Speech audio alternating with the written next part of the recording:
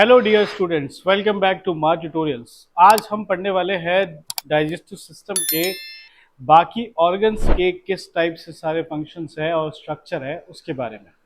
Last video में हमने salivary glands तक देखा था। आज हम आगे बढ़ने वाले हैं। आज हम समझेंगे ईसोफेगस से, और ईसोफेगस के बाद हम स्टमक और बाकी सारे ऑर्गन्स जो है उनको इस वीडियो में समझने वाले हैं। चलिए, तो आज हम सबसे पहले शुरू करेंगे ईसोफेगस से। ईसोफेगस जो है वो एक ट्यूब लाइक स्ट्रक्चर है। ठीक है, सीधी सी बात क्या याद रखनी है अपने को, tube like structure which connects, जो किनको जोड़ने का काम करता है हमारे बकल कैविटी को हमारे स्टमक से। अब ये ध्यान रखना यहाँ पे चीज कि ये जो हिस्सा है इसका, ये वाला, और ये जो स्टमक पे खुल रहा है यहाँ पे, जैसे कि इस डायग्राम में हम देख सकते हैं कि ये वाला जो हिस्सा है, यहाँ वाला हिस्सा, इसको हम क्या बोलते हैं? पायरोलिक एंड। क्या कहा जाता है इसको? पायरोलिक एंड। ठीक है, और यहां से इसकी शुरुआत हो रही। लगभग 25 सेंटीमीटर का लंबा एक ट्यूब है जो बकल कैविटी से फूड को कहां तक लेके जाता है? स्टमक तक। सिंपल सी बात, इसमें कोई डाइजेशन नहीं होता है, कुछ नहीं होता है, सीधा बस काम क्या है, कनेक्ट करता है किसको? बकल कैविटी को स्टमक से। अब अगली चीज हम समझेंगे क्या? हमारा स्टमक।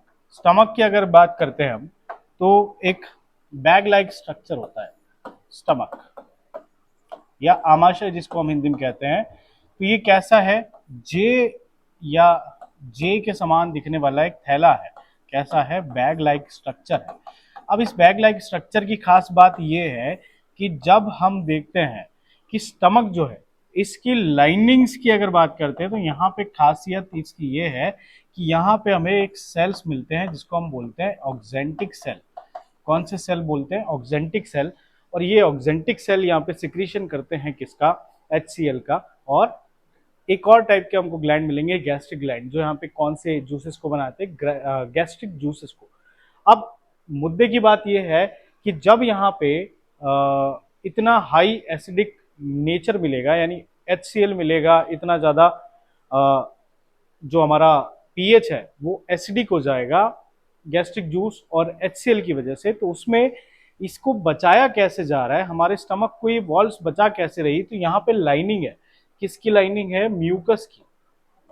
ठीक है, किसकी लाइनिंग मिलेगी? म्यूकस की लाइनिंग मिलेगी। और ये म्यूकस की लाइनिंग जो है ना, ये कौन से ग्लैंड सिक्रीट करते हैं? म्यूकस ग्लैंड सिक्रीट करते हैं, जो एक्सोक्राइन टाइप के। अब यहाँ पे ये लेयर जो है कहाँ तक जाती है? इस लेवल तक, यानी जो हमारा पायरोलिक एंड है यहाँ तक चली जाती है। तो इस पायरोलिक एंड तक पूरी कवरिंग है, और नीचे तक जेजुनम तक इसके पास में कवरिंग है। तो इसी कारण से यहाँ पे हमको जलन महसूस नहीं होती। लेकिन कई बार हमें एसिडिटी जो महसूस होती है, वो इस एसिड के उबाल की वजह से होती है। यानी कुछ चीजें हम खाते हैं तो उसकी वजह से वो उबल के ऊपर आती है। बॉइल जैसे होता है ना, बुलबुले जो उसके ऊपर की ओर आते हैं, वैसा टाइप का आपको एक देखने को मिलेगा।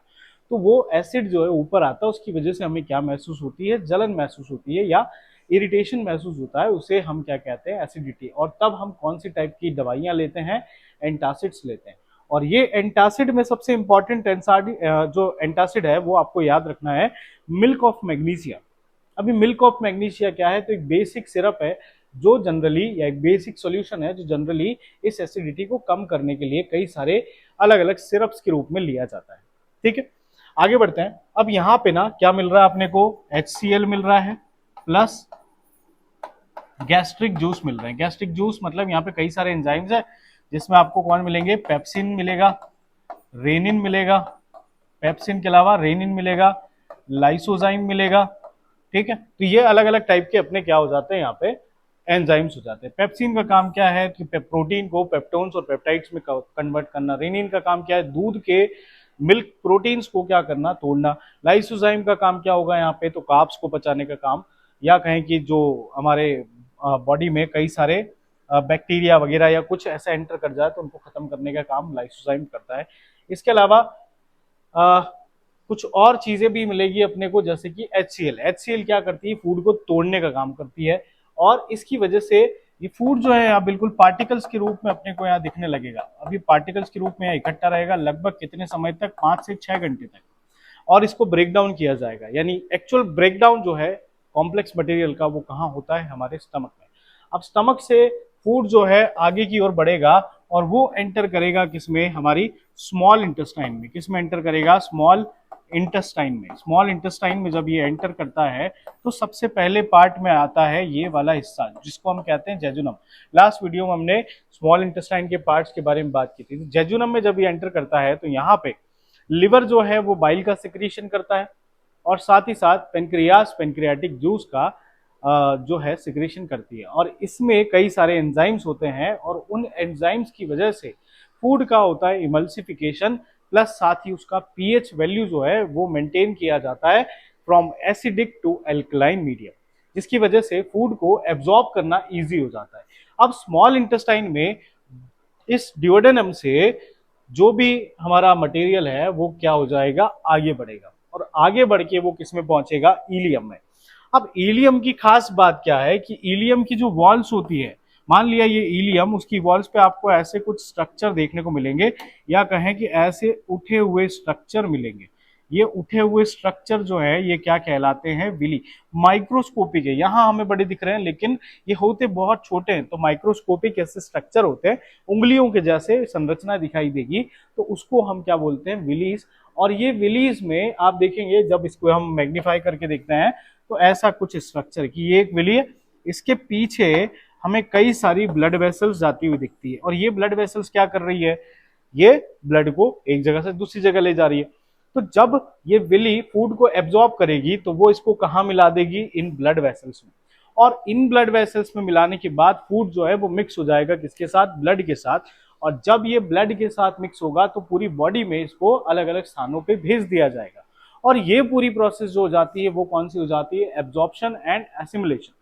अब मुद्दे की बात है कि अगर आपसे क्वेश्चन पूछे कि डाइजेशन कहाँ शुरू होता है और कहाँ खत्म होता है, तो डाइजेशन शुरू कहाँ हो जाता है, माउथ में, लेकिन खत्म कहाँ होता है, स्मॉल इंटेस्टाइन में। कहाँ पे, तो स्मॉल इंटेस्टाइन के ये वाले पार्ट में, यानी ड्यूडेनम में। और इलियम में इसका एब्जॉर्प्शन होता है, साथ ही साथ इस्चियम में भी इसका क्या होगा, एब्जॉर्प्शन। अब केवल बचा क्या है यहाँ पे, यहाँ केवल आपको मिलेगा कुछ वेस्ट मटेरियल, या कहें कि कुछ बचा कुचा हिस्सा मिलेगा जिसमें वाटर और कुछ मिनरल्स हो सकते हैं। और साथ ही साथ मेडिसिन जो हैं उनके सॉल्ट जो हैं वो जनरली किसके साथ में मिल जाते हैं, वाटर के साथ। और उनको एब्जॉर्ब करने का काम किसका होता है, लार्ज इंटेस्टाइन का। अब स्मॉल इंटेस्टाइन की हम लेंथ की अगर बात करते हैं तो लगभग 9 से 10 मीटर के आसपास आपको लेंथ मिलती है किसकी, स्मॉल इंटेस्टाइन की। ठीक है, अब स्मॉल इसलिए बोल रहे हैं क्योंकि इसकी चौड़ाई कम है, लंबाई बहुत है लेकिन इसकी चौड़ाई कम है। और लार्ज इंटेस्टाइन को लार्ज इसलिए बोल रहे हैं क्योंकि उसकी चौड़ाई ज्यादा है, लंबाई कम। लंबाई कितनी मिलती है, तो लगभग 1 मीटर के आसपास उसकी लंबाई हमको मिलती है। अब मेन काम क्या है वहां पे भी, एब्जॉर्प्शन। लेकिन किस चीज का एब्जॉर्प्शन, तो एब्जॉर्प्शन होगा किसका यहाँ पे, वाटर का और मिनरल का। इसी बीच में एक ऑर्गन हम देखते हैं जो हमें लार्ज इंटेस्टाइन में मिलता है। लार्ज इंटेस्टाइन में यहाँ पे जो सीकम वाला पोर्शन होता है, इस सीकम वाले पोर्शन में, ये हमारी एक लार्ज इंटेस्टाइन हो गई। सीकम वाले पोर्शन में यहाँ पे हमको मिलेगा अपेंडिक्स, वर्मीफॉर्म अपेंडिक्स, जो कि एक वेस्टिजियल ऑर्गन है।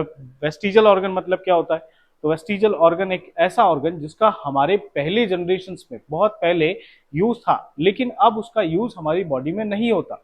जैसे एग्जांपल के लिए कौन हो गया, हमारा अपेंडिक्स। अपेंडिक्स जो है ये हमारी बॉडी में स्टार्च को पचाने का काम करता था, सेल्यूलोज को पचाने का काम करता था। जनरली हम पुराने समय में कच्ची चीजें खाते थे, कच्चे पत्ते खाते थे वगैरह वगैरह, तो कच्चे चीजों को पचाने का काम किसका होता था, या उसमें से न्यूट्रिएंट्स एब्जॉर्ब करवाने का काम किसका होता था, तो हमारे अपेंडिक्स का। लेकिन समय के साथ हमने खाना पकाना सीखा और धीरे धीरे अपेंडिक्स जो है इसका यूज जो है खत्म हो गया।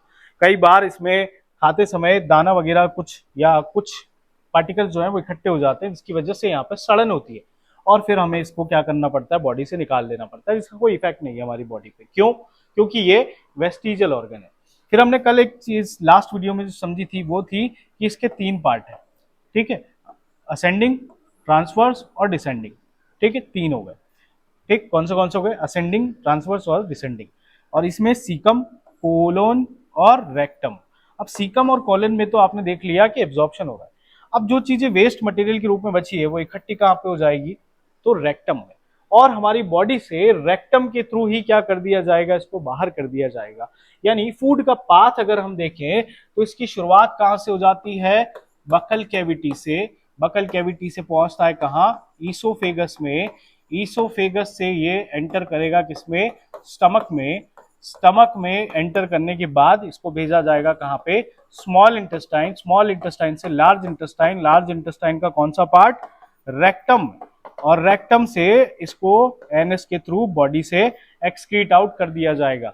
इसी बीच में यहां स्टमक में, या कहीं स्टमक से निकलते समय जेजुनम में, यहां पे बाइल जूस मिलाया जाएगा और यहां पे मिलाया जाएगा इसमें पेनक्रियाटिक जूस, जिससे क्या होगा, फूड का इमल्सिफिकेशन। और इमल्सिफिकेशन के बाद ही इसमें क्या होता है, एब्जॉर्प्शन। तो ये कहानी हो जाती है हमारी किस चीज की, डाइजेशन की। और इसी के साथ हमारा डाइजेस्टिव सिस्टम होता है कंप्लीट। और मिलते हैं अगले सिस्टम के साथ में अगले वीडियो में। Thank you very much. जय हिंद।